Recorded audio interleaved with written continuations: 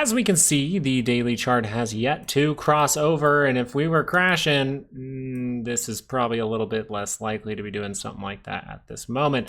Now, we will be paying attention to a trap that could be set early on tomorrow, and then we have Fed Jerome Powell coming out and talking tomorrow afternoon. So this is where the stock market is going to get very interesting, and if we pay attention to signals correctly, we might be able to find something that looks like a trade setup for the most probable thing, which at this moment is still we are going to end up at new all-time highs. So let's get into it. Now look, normally I want to break this down. I want to get real complex. I want to go into stuff and look at these 2-hour charts, and we can really look at this and just sum it up for you very quickly. Don't waste your time. That way you can go on living life instead of staring at a computer. If the 2 hour is able to cross up into positive territory, we can see positivity. That has not curled up, but it is in positive territory, and this is why the whole time this is happening, we're just very based, very chill. We're going, hey, if that 2 hour confirms up, technically you're still in a positive trend. Now, this is something worrisome, the fact that you're just trailing up like this as you go retest the 5. So we want to talk about the 30-minute, talk about that trap that could maybe set up and get you those daily expected moves. We do have 609.80 to the upside, and we do have 599.24 to the downside. Now, the main thing that I wanted to talk about was the fact that we have seen this 30-minute get up by the center line, and now this is where the daily expected move can get very interesting, because this is right by the weekly expected move, and if it was down here, we'd probably be saying, oh, a divergence is very likely for the SPY, but there's going to be a big difference here for the Qs. Now, we can still go make that divergence, but something we want to pay attention to is, hey, the buying looks pretty good here. It's trailing up, but it looks like it might just get rejected at the 5. So if this is going to turn down, what we're going to pay attention to is, hey, are we going to make some point of divergence, or are we actually going to make, which I think is more probable, a higher low for the SPY? Looks to be pretty good at this point to actually round out and maybe make a move to the upside. This means that people will be, kind of bearish in the morning, and then Jerome Powell might come out and we might see some good news after that. So once he does ease that out, I believe big money is waiting for that overall chat. So if this is just going to keep heading to the upside and make me a little bit worried, it's going to be if this 2 hour does cross early on in the day and we end up in these areas, I think you're inviting some kind of double top because the volume's starting to shrink up here. So these are just two very simple things, right? We were paying attention to the signals up here. We were taking profit from our squeeze trade. Now we're paying attention to, can we make some kind of base here? The way that we would do that for the SPY is using the daily or weekly expected move to create a higher low, or going to create some kind of divergence to head to the upside. If these things do not confirm, then we really have nothing to react to, because that means we could just be falling through the floor. So let's just pay attention, be patient. Our patience will pay off eventually, and see if this thing ends up making some reversal signals tomorrow. All right. Q is very, very good because we're looking at the same thing, but I wanted to talk about the difference with the positioning of the daily expected moves for the Qs. Notice that the daily expected move taking you outside of the weekly, a little bit more significantly outside of it. We notice that 529.33 to the upside and 514.29 to the downside are our daily expected moves. 68% chance to land in here, a little bit smaller zone than today, but still pretty significant there for the Qs. So this means that we should invite volatility, and what are we? We're underneath that 5 as we come up. So we don't have to end up just gapping down or something like that. We could still see upside until this thing wants to turn down. But anytime that turns down into negative territory, I think more so for the Qs, they can make that higher low, but I think more so for the Qs, we will be paying attention to some kind of double bottom, some kind of divergence. I think that because we're outside of the weekly expected move, we could see a little bit more craziness and see something like this for the Qs. That's really the only difference I do see there. And once again, if these things are not confirming, then there is no base and we can go lower. So this is still a time where we need these basing out signals for the 2 hour move to go higher. We need those to be proving themselves, and that's kind of a big deal. You need them to be proving like, hey, I am a divergence. Hey, I am a higher low. That adds a lot more weight, a lot more credibility to this 2 hour being able to turn up with some strength and end up taking this high out, maybe even going to make a new one. So that's what I'd be watching. If we're just going to get positivity out of the gate, just watch for that 2 hour to curl up, and I would probably start to think about if that would curl back down in the other direction. But right now, the more probable thing for me would be to see some kind of 30-minute drop that leads to a strong base being built for the Qs. One thing that might do something different, I believe that we did see some rotation with the Nvidia news. I believe we did get some rotation out of some big stocks and then into some other ones. And I believe that's why Apple overall saw positivity. We're going to go over that in a moment. But the DIA, I really wanted to talk about this. The Dow Jones, right? This is the ETF for it. We do have a weekly expected move here if you would like it. You notice that we're up there and we never saw the price action like we're seeing now. Now, this could be some kind of rotation for the time being. People thought there was more safety here or something like that. And you'll just notice the 2-hour is seeing that squeeze-like behavior where really the indicator is just pointing straight down, but you only had one real pullback moment to test the 5 and it ends up in the upward direction.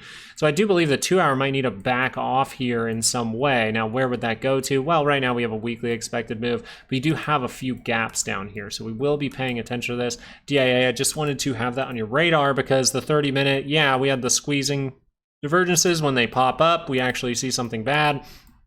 And then we turn to the upside and we actually see, okay, we're making another point of divergence. But at this moment, is it a good confirmation? I really wanted to talk about this. And you're just seeing here that at this moment, you have not gotten confirmation that this is actually confirming like, hey, there is weakness here. You need to see a solid red bar crossing down below that 9. So just be aware of that. But I think this is just one that I wanted to point out. We could see that play like, oh, Nvidia is cheaper now. They start to rotate out of Dow Jones Industrial, and then we actually end up seeing some rotation into some tech stocks.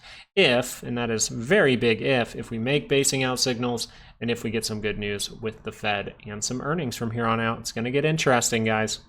Apple had a great move and a great move. And we were talking about that reaction up to about 238.50, 238.40. So we're getting that reaction. Now, what would be a good thing for Apple to do here? Well, give us the structure to head higher and then have a good earnings, right? It's kind of dependent on a good earnings there.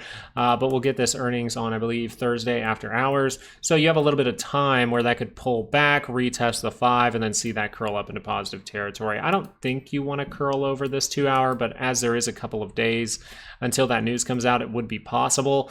I would more so be leaning towards just a nice deep pullback for the 30-minute. I think 30-minute chart would be great to watch here, where you see something like this just right over here. And I think that would be fantastic for the stock to do. It's already doing something crazy. If it wants to continue to do something crazy, hey, we might not even get a pullback. But right now, I think it's very probable to go retest that 5 before heading in the upward direction. And this is kind of where I wanted to say, at the beginning of the week, we were saying, is this going to be a higher low? Can you get that strength above the 5? And then look at right when you get the strength above the 5, boom. So I think people were looking at Nvidia, selling out of that one, going Apple looks cheap. Hopefully they have good earnings. And that's really all I think that was going on here.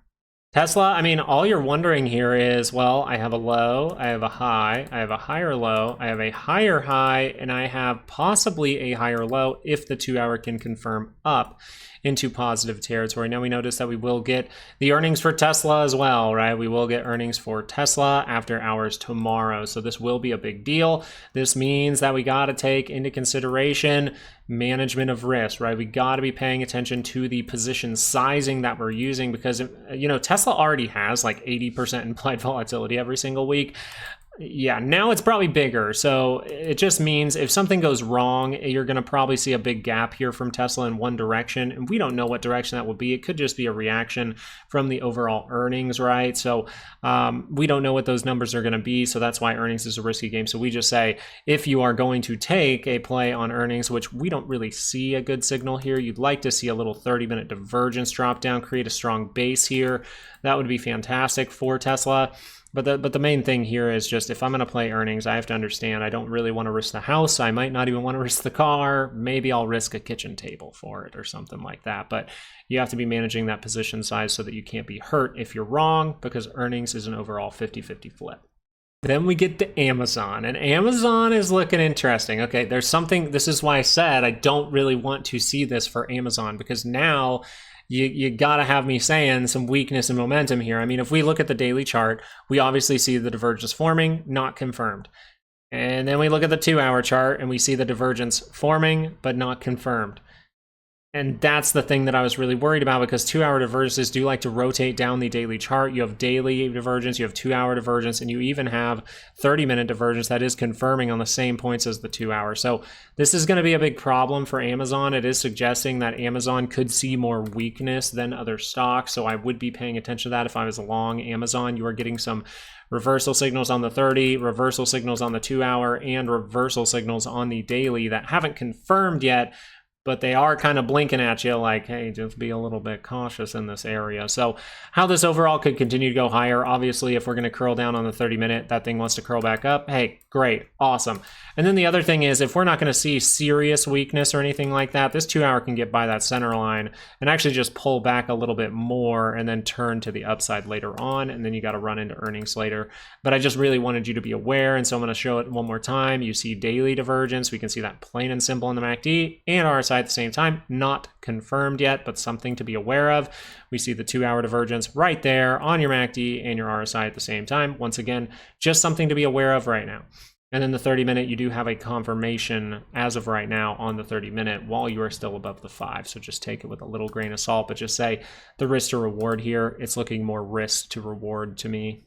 And Nvidia with a great move. Now, we were suggesting that the best thing for Nvidia would be to get to these levels, then actually back off to curl up into positive territory. This kind of worries me a little bit. Like, we're getting too excited and we might still need to dip down to make that right shoulder. So if we're paying attention to the SPY and the Qs, if those things are backing off in the morning, then Nvidia might back off a little bit too.